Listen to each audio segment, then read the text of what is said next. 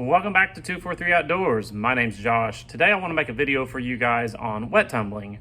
I've been watching a lot of videos from C.W. Longshaw, and last night on the Georgia chat they were talking about brass prep, and I thought I got some stuff I could add to this conversation, what I do.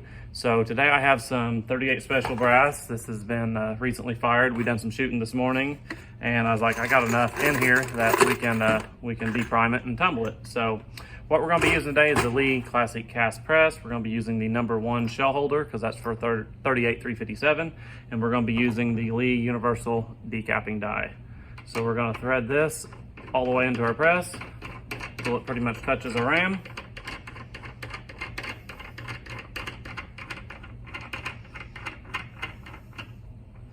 Just like so, and we'll insert them one at a time and pop the primer out.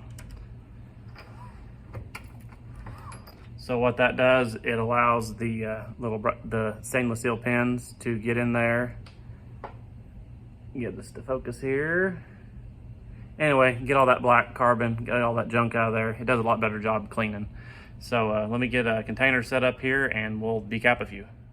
All right, so I got my container here, and then I just generally put this in my lap and then just get the depriming.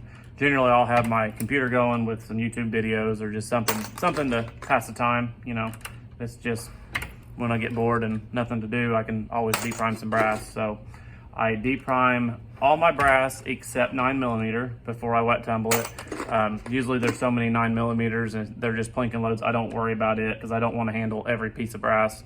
38 special and the rifle loads are usually in batches of 50 or 100, so it's not too big a deal. When I tumble 9mm, it's usually one of these things about full. So we get the primers out so the steel pins in the tumbler can get the primer pockets cleaned out. These aren't too bad. These are loaded with a 9mm NOE bullet, the 133 round nose, and then they're Steven size for 9mm, but I loaded them this very light with some HS6. It's about 650 feet per second in our little short nose 38. It's a very accurate bullet and it shoots very well. So these cases ain't too dirty. I usually clean them after every firing.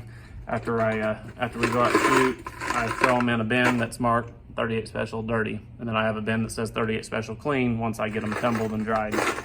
So we'll run through these here real quick and get them all deprimed, and then we'll get the tumblers out and I'll show you what I do there.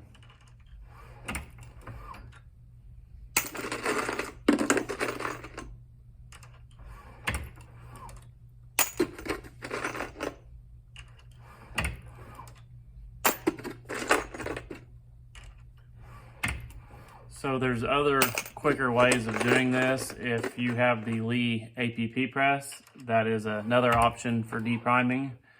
Another thing that I have done before is in my Auto Breech Lock Pro, put this decapping die in the station #1 and use the case feeder, and then nothing in the others. And then I can load up about 100 rounds and then just crank the handle pretty much as fast as you can. And it runs it through the other stations with nothing there and then spits it out in the bin. So just depends on what you want to do. This method works pretty good. Like I said, it's not a race. And like I said, most of the time it's just typically when I don't have nothing else to do, you can always do a little brass prep. So, and I keep several of these containers. So if I don't get quite done with them, I can just throw a lid on it and then come back to it another day. So got a few more left here, and then we'll get the tumbler out and show you what I do. So here is my tumbling setup. This is the Chicago Electric tumbler. It's the dual drum tumbler from Harbor Freight. They also make a smaller one that has one. I prefer the 2, and then I have made my own cylinder out of 4-inch PVC pipe.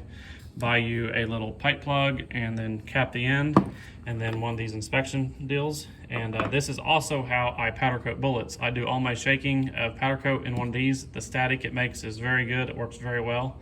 Inside I have a couple, they're little plastic tubes they're actually wedged in there. The electrical tape is just to build it up a little bit to make it a little tighter, but this helps agitate the brass. If you don't have that in there, it just kind of slides, and that works pretty good. I use stainless steel pins.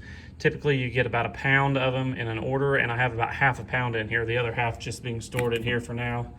But we have extremely hot water here. I can get around 125, 130 degree water out of the tap, and I think that really helps get the brass clean. I don't use Lemmy Shine. I have in the past. I haven't seen any real advantage. Just a couple shots of Dawn dishwashing detergent and extremely hot water. And no dirtier than this brass is, 30 minutes to an hour will probably be gobs. I'll fill this about half to 3/4 full with brass, and then I won't fill it quite. I'll fill the water level up to the top of the brass. I'll leave a little bit of an air gap in there to help agitate. It seems to me that works a little bit better than if you top it off completely full with water. So some other things we'll be using is a colander and a little tub. Pick these up at the Dollar Tree for about $1 a piece. You'll need a towel to dry and then a cookie sheet to help dry the brass. So we'll get our brass dumped in here. I'll run upstairs, get some hot water and some Dawn, and we'll get the tumbling.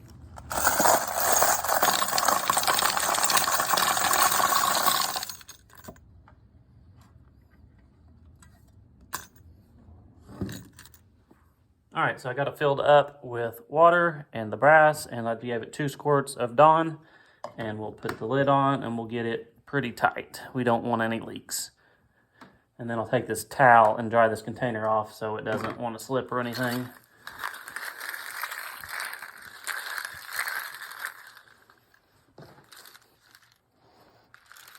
So we're down in the basement, and we have a drain in the center of the floor, so that's typically where I tumble. That way if we'd have a problem, it's near a drain. So we'll walk over there and put it in.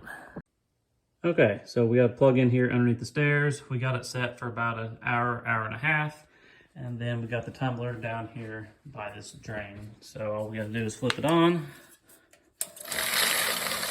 and let it do its job. So we'll let this go for about an hour or so, and then I'll bring you back and we'll get the brass and everything sorted and rinsed off and out to dry. All right, and we are back. It has been tumbling for just a little over an hour, and I figure that's good enough. So we're up here in the kitchen and we'll get things rinsed off. So the first thing we're gonna do is pop our cap off here, loosen the wing nut and pull it off. You can see all the suds.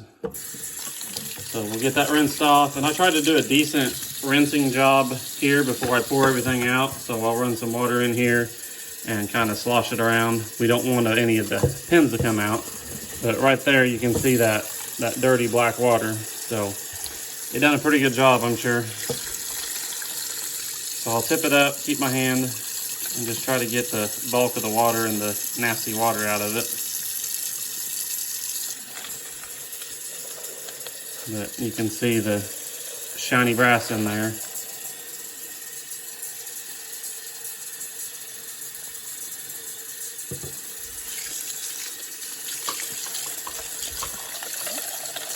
And you can also take it out and use a garden hose. Just try to be careful not to lose your pins.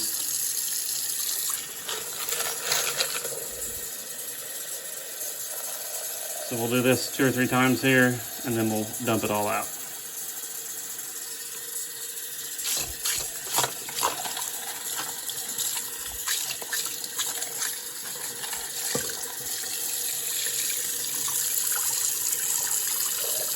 So that looks pretty good to me. So we'll go ahead and put our tub and our colander in here.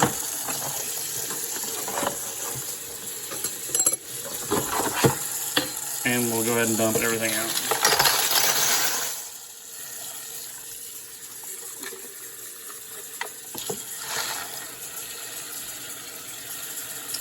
Let this fill up about half to 3/4, and we'll kind of work it around by hand and see if we can shake the pins out.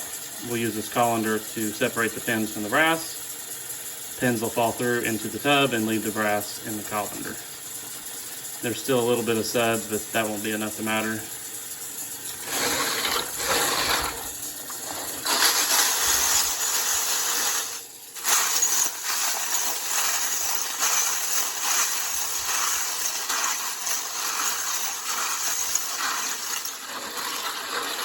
So there are different kinds of media separators you can use, but for $2 and just a little bit of work, it don't work too bad.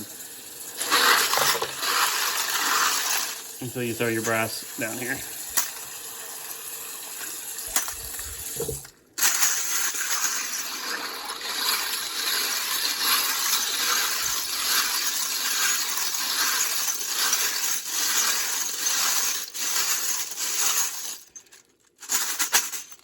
So that looks pretty good. We'll take a towel here and we'll dump it out and we'll try to dry them off. Bottleneck rifle cartridges, you're probably going to have to take each individual case and physically shake it out to make sure the pins are out. These straight wall pistol cases, they come out pretty good. So,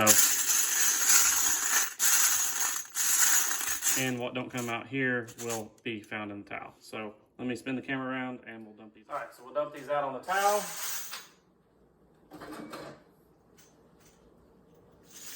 And we'll get more effect.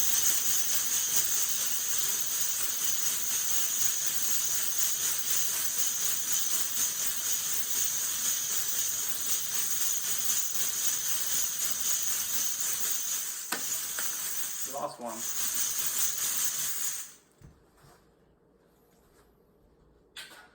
Next thing we'll do is take a cookie sheet and we'll dump them out on it.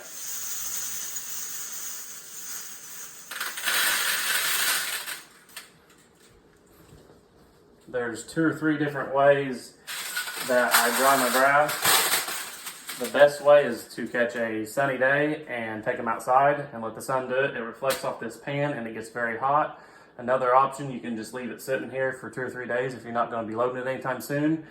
It'll be dry, or you can set a box fan in front of it, and that's probably what I'll do. I sometimes can line these up with the mouths open, and we'll get them dry. Once we got everything separated, we'll dump our water out here, and then we'll pour our pins back into our cylinder.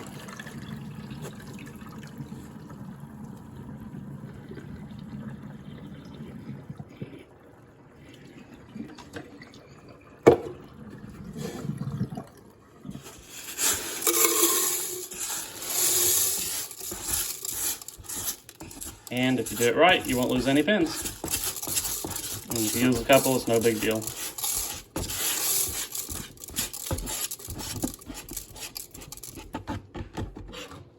We'll wipe out our containers and we'll be done up here.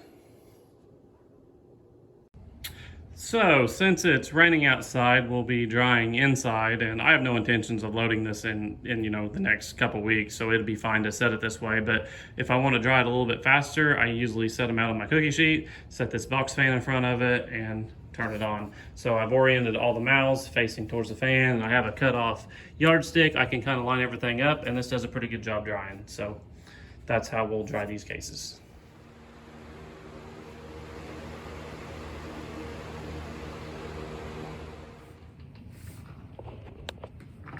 So that is my method for tumbling brass. It doesn't matter if it's rifle or pistol brass, the process is the same. Just make sure you get the pins out of it and get it dry before you load it. You don't want to be loading wet cases.